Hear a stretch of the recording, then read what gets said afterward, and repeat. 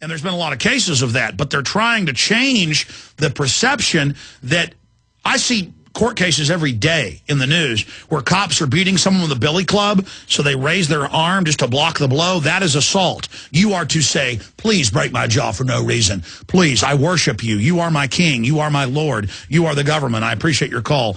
John in London, you are on the air. I hope you don't talk about defending yourself. I hope you don't, say that the Jews in Germany, when they were being run into pits to be shot in the back of the head, should have defended themselves. Of course, that's what I believe, but I'm a terrorist. Go ahead. Alex, can you hear me? Yes, I can. If you wrote a letter about the New World Order and you persuaded some of your celebrity supporters to sign it, surely that letter could be used to wake up Middle America within days. I don't know. People really don't listen to what Hollywood people say, and I've met a lot of Hollywood people. I've been told by a lot of high-power people they admire what I'm doing, but they're scared. And I've had a few big Hollywood people on the show, but then a lot of times they get so much heat. I mean, Willie Nelson came on and talked about 9/11 being an inside job, and he got death threats all over the place till his family just said, please, will you not have him on anymore? Dad really likes you, and he likes coming on. He'll come on if you ask him, but we're getting death threats, and we're scared, so I haven't bugged Willie to come on in a year and a half because of the death threats. Charlie Sheen got demonized and set up and lied about when he went public. Jesse Ventura's been demonized and lied about. And I know a lot of other people, even bigger than Willie Nelson, if you can believe that, bigger than Charlie Sheen. There's not many. Bigger than Jesse Ventura that know, and they're not going to go public. Just because I've had dinner with somebody or had a phone conversation with somebody or been at a meeting with someone and they've confided, hey, off the record, I really agree with you and I know we're in danger and, thanks for what you're doing. And I'll say, well, have you ever thought about going public? They just destroy me and, we're working on things maybe someday. I can't hardly persuade my wife on what color drapes I want in the house. So, it's not like I'm all powerful here or something.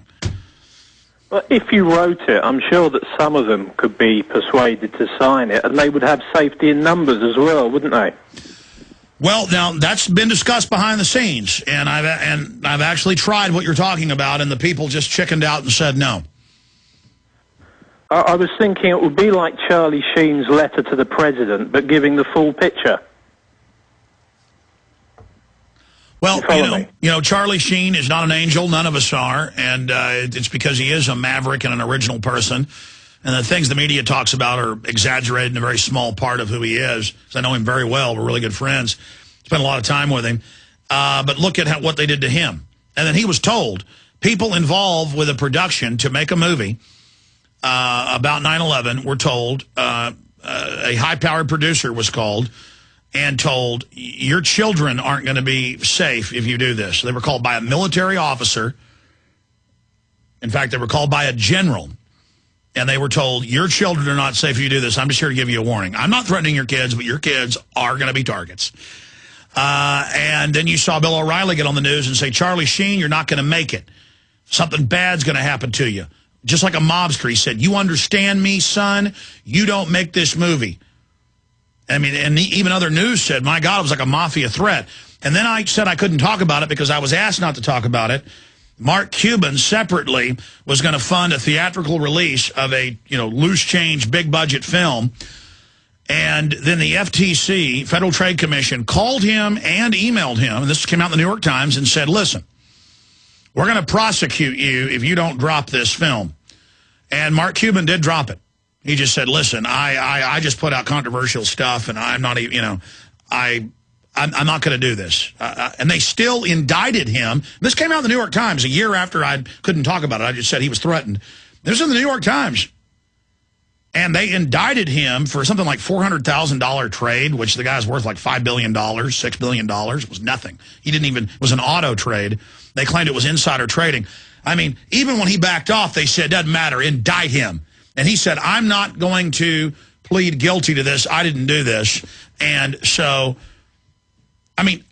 Ron Paul is now being investigated by the Federal Elections Commission. He says that he is being attacked, and this is persecution. The story is up on prisonplanet.com and Infowars.com. Ron Paul, who is pure as the driven snow, I mean, he is as close to a saint as you can get. Pious, works 17 hours a day. He is the real McCoy, and he is now under massive federal attack.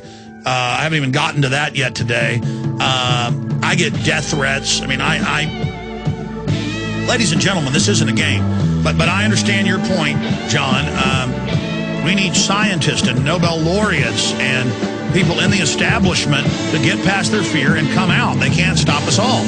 But they do try to destroy people so that they are scared. And when they indicted Mark Cuban, that sent a message through Hollywood. Gentlemen, it was in the New York Times that the Federal Trade Commission sent an email, the copy of it, Mark Cuban released it at his trial, and called him and said, you're putting out that 9/11 movie. We're going to throw your butt in prison.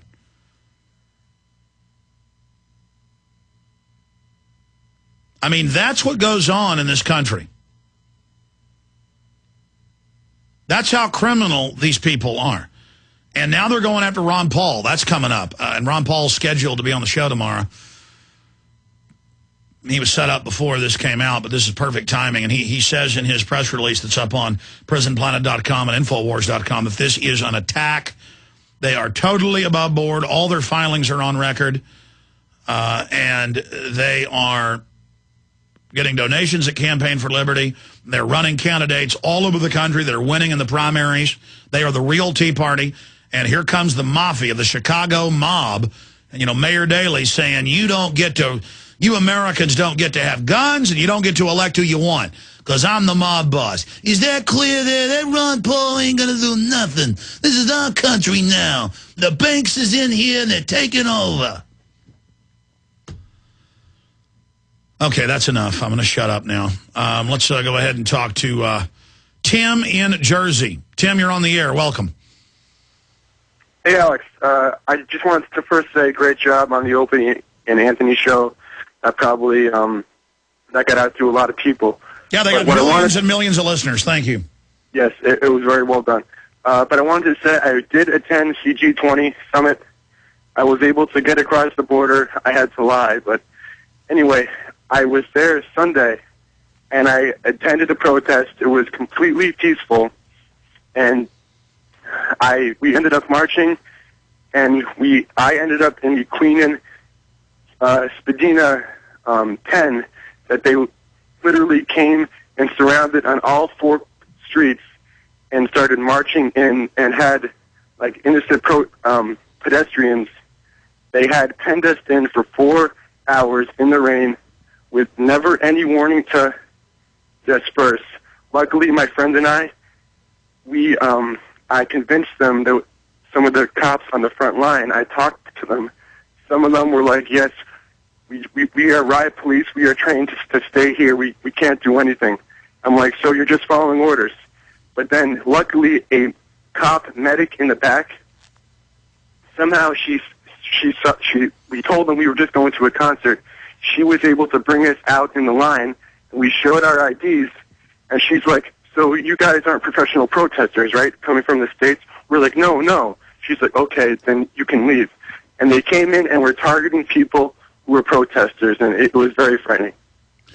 Well, I mean, there's video of them beating up little kids, beating up London Guardian reporters, and now the reporters are saying that they were threatening to rape them and were putting their fingers inside the women. It's just unbelievable. And you know what? My gut tells me it's all true.